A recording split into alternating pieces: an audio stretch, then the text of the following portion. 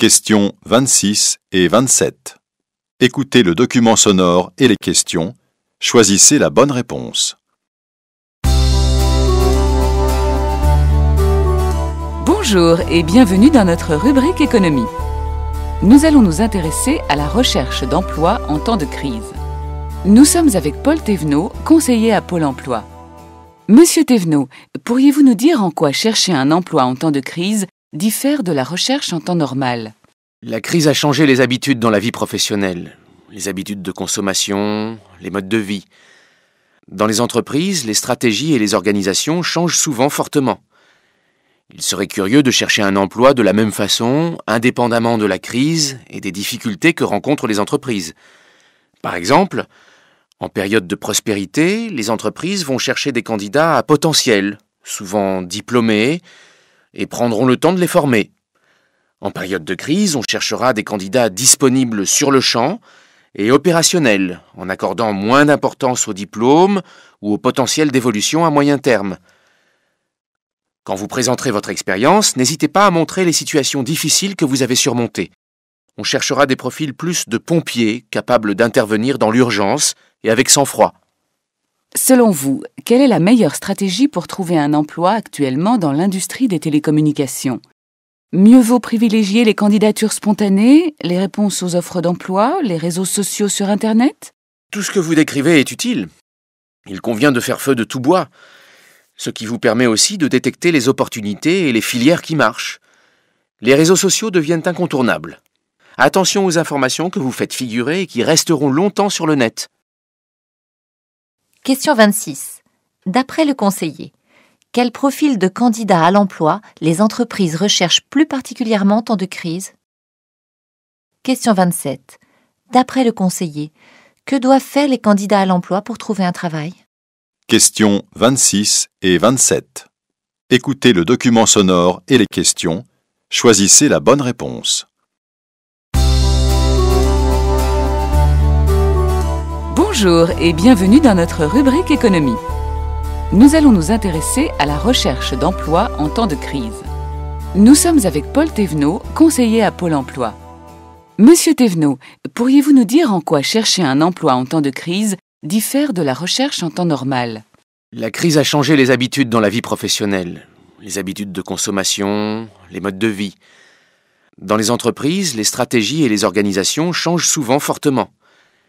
Il serait curieux de chercher un emploi de la même façon, indépendamment de la crise et des difficultés que rencontrent les entreprises.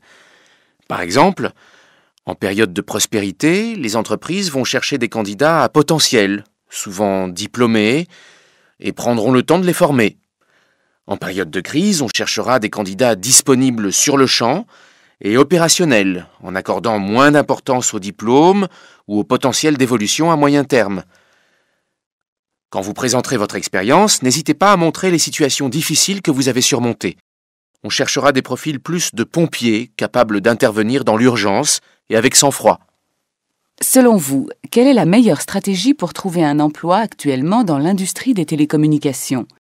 Mieux vaut privilégier les candidatures spontanées, les réponses aux offres d'emploi, les réseaux sociaux sur Internet? Tout ce que vous décrivez est utile. Il convient de faire feu de tout bois, ce qui vous permet aussi de détecter les opportunités et les filières qui marchent. Les réseaux sociaux deviennent incontournables. Attention aux informations que vous faites figurer et qui resteront longtemps sur le net. Question 26. D'après le conseiller, quel profil de candidat à l'emploi les entreprises recherchent plus particulièrement en temps de crise? Question 27. D'après le conseiller, que doivent faire les candidats à l'emploi pour trouver un travail? Question 28. Écoutez le document sonore et la question. Choisissez la bonne réponse. Le Festival de Cannes, qui a lieu une fois par an, est l'occasion de mettre en lumière le cinéma européen. Il affiche un bilan mitigé. Un léger recul de la fréquentation, mais une part de marché record pour les films européens, et cela grâce au succès de Skyfall, le dernier James Bond, et d'Intouchables. Les films d'auteur et le cinéma indépendant ont toujours du mal à se faire une place. Quelle information principale révèle ce document? Question 28. Écoutez le document sonore et la question. Choisissez la bonne réponse. Le Festival de Cannes, qui a lieu une fois par an, est l'occasion de mettre en lumière le cinéma européen. Il affiche un bilan mitigé. Un léger recul de la fréquentation, mais une part de marché record pour les films européens, et cela grâce au succès de Skyfall, le dernier James Bond, et d'Intouchables. Les films d'auteur et le cinéma indépendant ont toujours du mal à se faire une place. Quelle information principale révèle ce document? Question 29. Écoutez le document sonore et la question. Choisissez la bonne réponse. La Société nationale des chemins de fer vient de franchir une étape supplémentaire dans son projet de refonte du réseau déficitaire des trains interrégionaux, les TIR. Dans une lettre adressée à Jacques Auxiette, président du Conseil régional des Pays de la Loire, le directeur du transport public de l'entreprise ferroviaire, Bernard Sinou, prévient que, faute d'un accord sur le mode de financement de ces services actuellement à la charge de la SNCF, une réduction du nombre de trains sur les lignes concernées dans sa région pourrait entrer en vigueur dès la mi-décembre, date à laquelle l'entreprise doit passer aux horaires d'hiver. Pour les experts de la SNCF, la rentabilité d'une ligne interrégionale se mesure en particulier au nombre de personnes l'empruntant quotidiennement d'un bout à l'autre. En deçà de 200 passagers par jour, estime-t-elle, elle n'est pas rentable. Qu'est-ce qui incitera la SNCF à réduire le nombre de trains régionaux dans les Pays de la Loire? Question 29. Écoutez le document sonore et la question. Choisissez la bonne réponse. La Société nationale des chemins de fer vient de franchir une étape supplémentaire dans son projet de refonte du réseau déficitaire des trains interrégionaux, les TIR. Dans une lettre adressée à Jacques Auxiette, président du Conseil régional des Pays de la Loire, le directeur du transport public de l'entreprise ferroviaire, Bernard Sinou, prévient que, faute d'un accord sur le mode de financement de ces services actuellement à la charge de la SNCF, une réduction du nombre de trains sur les lignes concernées dans sa région pourrait entrer en vigueur dès la mi-décembre, date à laquelle l'entreprise doit passer aux horaires d'hiver. Pour les experts de la SNCF, la rentabilité d'une ligne interrégionale se mesure en particulier au nombre de personnes l'empruntant quotidiennement d'un bout à l'autre. En deçà de 200 passagers par jour, estime-t-elle, elle n'est pas rentable. Qu'est-ce qui incitera la SNCF à réduire le nombre de trains régionaux dans les Pays de la Loire? Question 29. Écoutez le document sonore et la question. Choisissez la bonne réponse. La Société nationale des chemins de fer vient de franchir une étape supplémentaire dans son projet de refonte du réseau déficitaire des trains interrégionaux, les TIR. Dans une lettre adressée à Jacques Auxiette, président du Conseil régional des Pays de la Loire, le directeur du transport public de l'entreprise ferroviaire, Bernard Sinou, prévient que, faute d'un accord sur le mode de financement de ces services actuellement à la charge de la SNCF, une réduction du nombre de trains sur les lignes concernées dans sa région pourrait entrer en vigueur dès la mi-décembre, date à laquelle l'entreprise doit passer aux horaires d'hiver. Pour les experts de la SNCF, la rentabilité d'une ligne interrégionale se mesure en particulier au nombre de personnes l'empruntant quotidiennement d'un bout à l'autre. En deçà de 200 passagers par jour, estime-t-elle, elle n'est pas rentable. Qu'est-ce qui incitera la SNCF à réduire le nombre de trains régionaux dans les Pays de la Loire? Question 30. Écoutez le document sonore et la question. Choisissez la bonne réponse.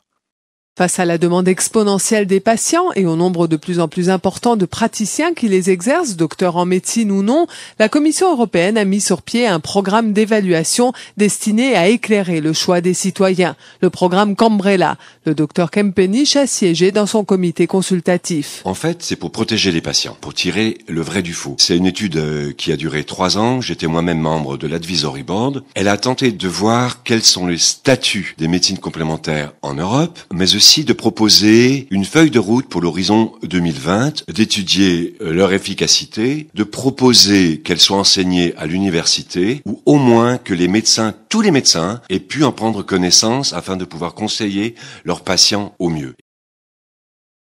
Quelle est la finalité de l'étude européenne Cambrella? Question 30. Écoutez le document sonore et la question. Choisissez la bonne réponse. Face à la demande exponentielle des patients et au nombre de plus en plus important de praticiens qui les exercent, docteurs en médecine ou non, la Commission européenne a mis sur pied un programme d'évaluation destiné à éclairer le choix des citoyens, le programme Cambrella. Le docteur Kempenich a siégé dans son comité consultatif. En fait, c'est pour protéger les patients, pour tirer le vrai du faux. C'est une étude qui a duré 3 ans. J'étais moi-même membre de l'Advisory Board. Elle a tenté de voir quels sont les statuts des médecines complémentaires en Europe, mais aussi de proposer une feuille de route pour l'horizon 2020, d'étudier leur efficacité, de proposer qu'elles soient enseignées à l'université, ou au moins que les médecins, tous les médecins, aient pu en prendre connaissance afin de pouvoir conseiller leurs patients au mieux. Quelle est la finalité de l'étude européenne Cambrella? Question 31. Écoutez le document sonore et la question. Choisissez la bonne réponse.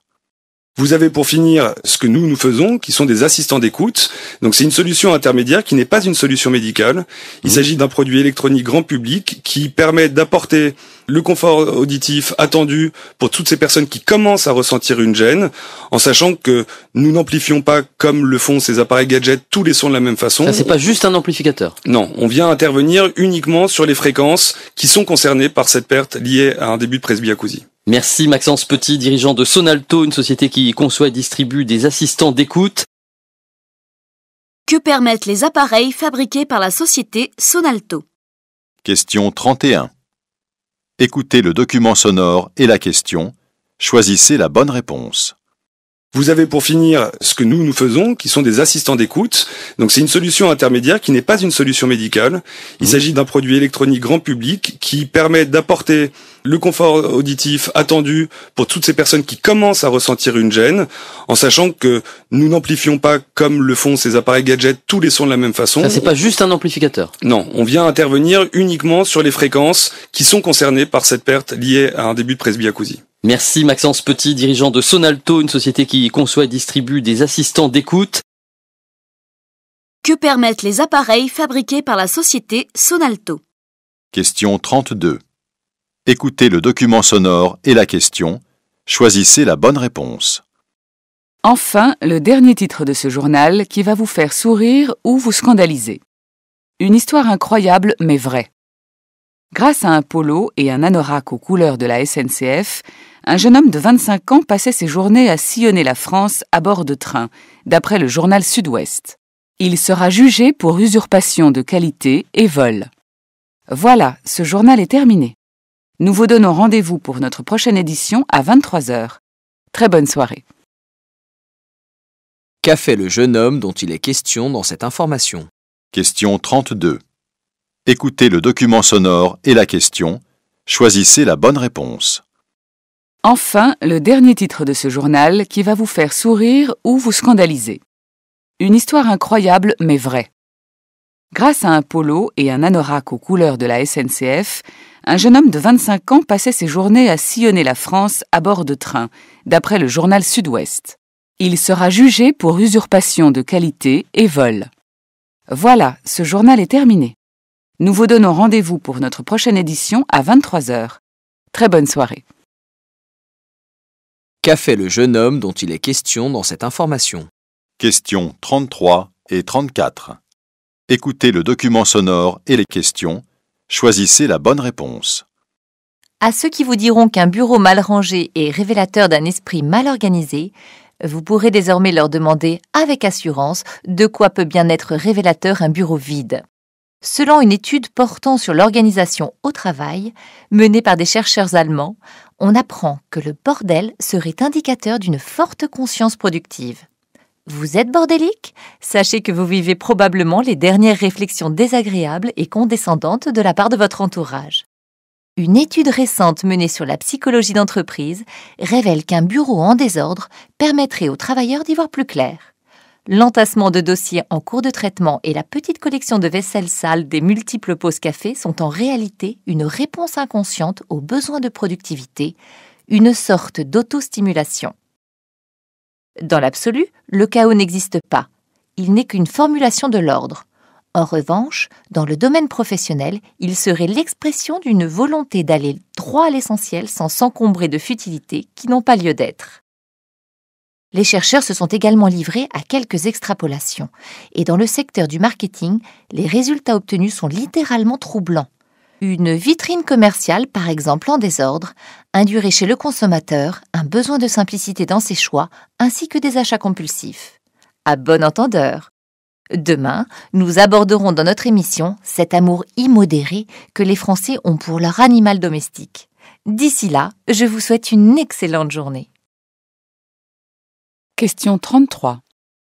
D'après la journaliste, le manque d'ordre dans un bureau est synonyme de... Question 34. D'après la journaliste, une vitrine de magasin en désordre est synonyme de... Questions 33 et 34. Écoutez le document sonore et les questions. Choisissez la bonne réponse. À ceux qui vous diront qu'un bureau mal rangé est révélateur d'un esprit mal organisé, vous pourrez désormais leur demander avec assurance de quoi peut bien être révélateur un bureau vide. Selon une étude portant sur l'organisation au travail, menée par des chercheurs allemands, on apprend que le bordel serait indicateur d'une forte conscience productive. Vous êtes bordélique ? Sachez que vous vivez probablement les dernières réflexions désagréables et condescendantes de la part de votre entourage. Une étude récente menée sur la psychologie d'entreprise révèle qu'un bureau en désordre permettrait aux travailleurs d'y voir plus clair. L'entassement de dossiers en cours de traitement et la petite collection de vaisselle sale des multiples pauses café sont en réalité une réponse inconsciente aux besoins de productivité, une sorte d'auto-stimulation. Dans l'absolu, le chaos n'existe pas. Il n'est qu'une formulation de l'ordre. En revanche, dans le domaine professionnel, il serait l'expression d'une volonté d'aller droit à l'essentiel sans s'encombrer de futilités qui n'ont pas lieu d'être. Les chercheurs se sont également livrés à quelques extrapolations. Et dans le secteur du marketing, les résultats obtenus sont littéralement troublants. Une vitrine commerciale, par exemple en désordre, induirait chez le consommateur un besoin de simplicité dans ses choix, ainsi que des achats compulsifs. À bon entendeur. Demain, nous aborderons dans notre émission cet amour immodéré que les Français ont pour leur animal domestique. D'ici là, je vous souhaite une excellente journée. Question 33. D'après la journaliste, le manque d'ordre dans un bureau est synonyme de... Question 34. D'après la journaliste, une vitrine de magasin en désordre est synonyme de...